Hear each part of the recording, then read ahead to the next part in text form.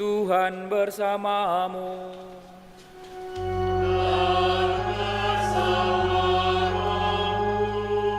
Inilah Injil suci menurut Matius.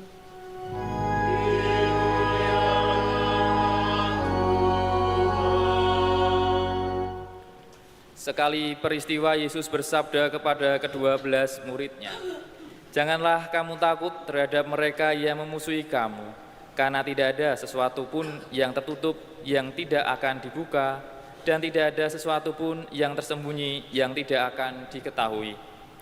Apa yang kukatakan kepadamu dalam gelap, katakanlah dalam terang, dan apa yang dibisikkan ke telingamu, beritakanlah dari atas atap rumah.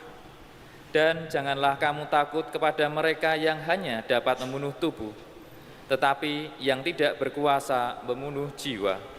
Tetapi takutlah Dia yang berkuasa membinasakan baik jiwa maupun tubuh di dalam neraka. Bukankah burung pipit dijual seduit 2 ekor, namun tak seekor pun daripadanya akan jatuh ke bumi di luar kehendak Bapamu? Dan kamu, rambut kepalamu pun semuanya telah terhitung. Sebab itu, janganlah kamu takut, karena kamu lebih berharga daripada banyak burung pipit. Setiap orang yang mengakui aku di depan manusia, akan kuakui di depan Bapa-Ku yang di surga.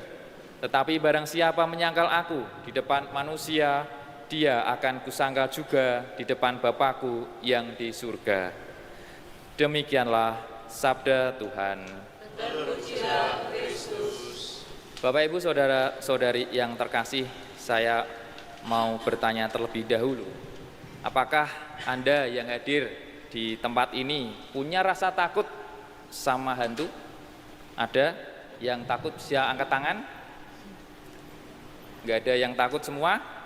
Luar biasa. Saya yakin bahwa di antara Bapak, Ibu, saudara-saudari yang terkasih, kalau di depannya udah ada hantu pasti pada takut semua. Cuma hari ini nggak mau mengakuinya saja ya, karena malu juga kalau ngaku-ngaku takut. Lalu pertanyaan berikutnya, saya mau tanya lagi.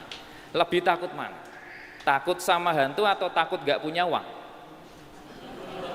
Nggak punya uang lebih takut ya. Oke, gitu ya. Kemudian ini khusus untuk orang-orang muda ini ya, yang merasa muda aja yang jawab ya. Lebih takut mana? Takut nggak punya uang atau takut nggak dapat pacar?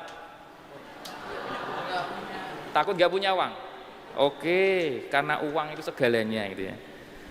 Lagi ya, lebih takut nggak punya pacar atau takut punya pacar yang beda agama? Kalau saya sih jujur gitu ya, izin. Nggak takut nggak punya pacar, karena ya sudah jadi romo gitu ya. Ya mau gimana lagi gitu ya, nggak usah takut. Perasaan takut menurut saya selalu ada di dalam hidup kita. Sekuat-kuatnya orang, pasti ada titik ketakutan di dalam hidupnya.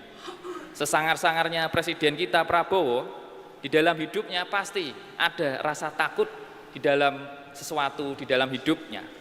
Yesus saja yang sungguh Allah, sungguh manusia pun mengalami ketakutan saat akan menghadapi kematiannya.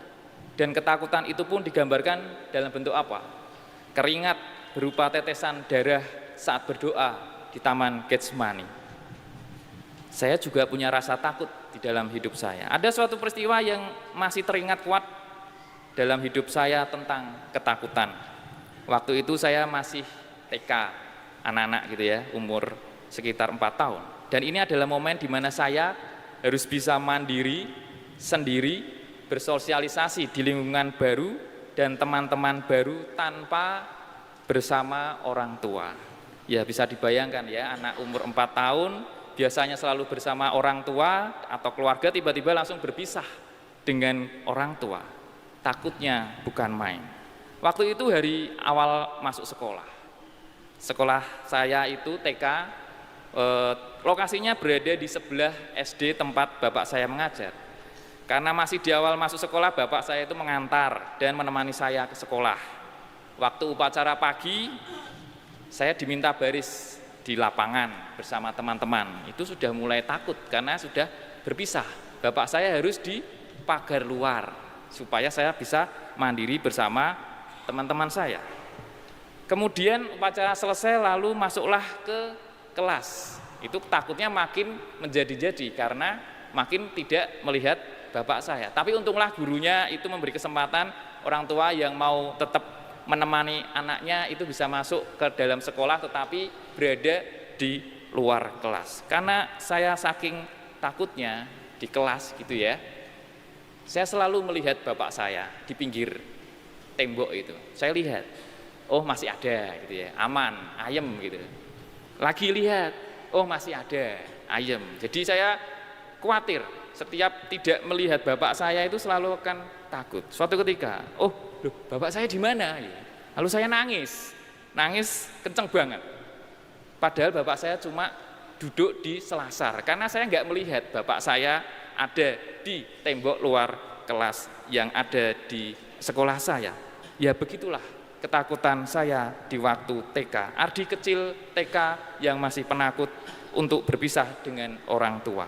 Dan saya yakin bahwa semua yang ada di sini punya pengalaman rasa takutnya masing-masing. Banyak hal yang membuat kita bisa merasa takut akan suatu hal dan itu bagi saya sungguh manusiawi.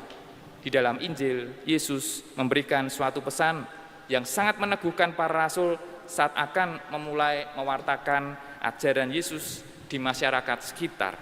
Yesus mengetahui bahwa pasti ada di dalam diri mereka, para rasul, ketakutan-ketakutan yang disebabkan oleh adanya tekanan di masyarakat sekitar. Mereka menawarkan suatu ajaran baru untuk membongkar tatanan lama yang sudah berabad-abad mengendap di masyarakat. Ajaran dari guru mereka sungguh bisa mengancam hidup mereka.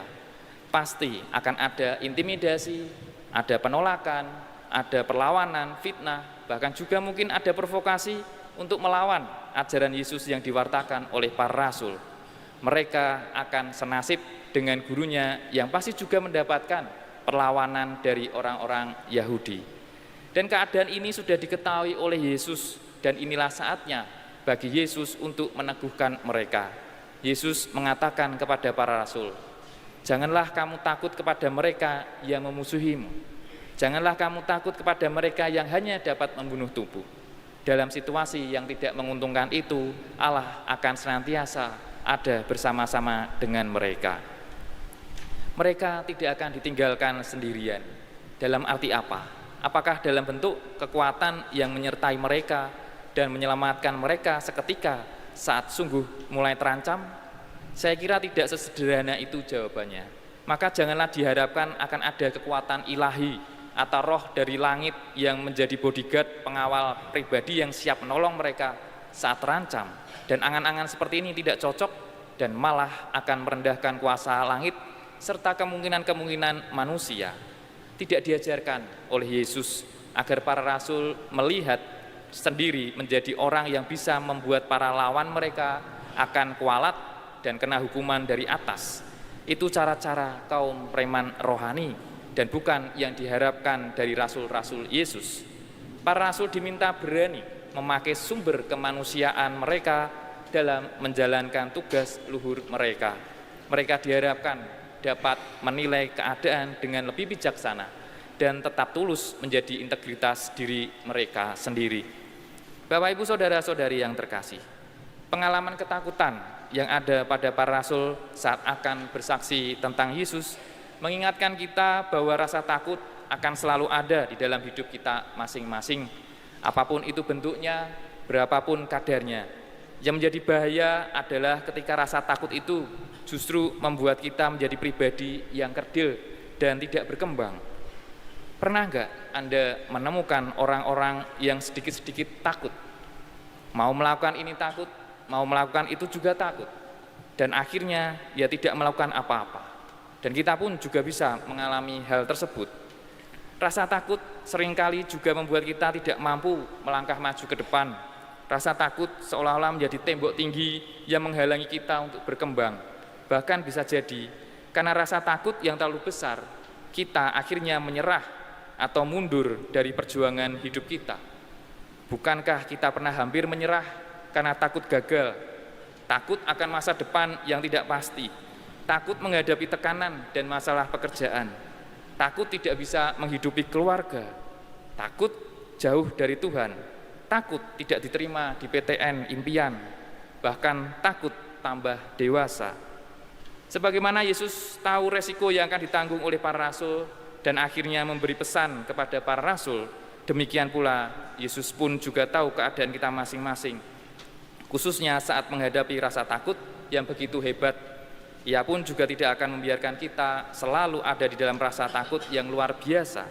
Yesus menegaskan, janganlah kamu takut, karena kamu lebih berharga daripada banyak burung pipit. Di mata Allah, kita ini sungguh berharga. Artinya, kita tidak akan dibiarkan terkungkung di dalam rasa takut. Kita akan mendapatkan uluran tangan Tuhan agar kita mampu bangkit dari ketakutan dan berani melangkah untuk melewati rasa takut itu. Pertanyaannya kemudian adalah, ketika Tuhan memberikan kekuatan untuk melawan rasa takut, dan Tuhan juga sudah memberikan uluran tangannya untuk membangkitkan kita, agar kita bisa melangkah, apakah kita mau bangkit dan berjuang lagi melawan ketakutan-ketakutan di dalam hidup kita? Pilihannya ada di tangan Anda sendiri. Semoga rahmat Tuhan senantiasa menguatkan kita menghadapi ketakutan hidup kita masing-masing. Kemuliaan kepada Bapa dan Putra dan Roh Kudus,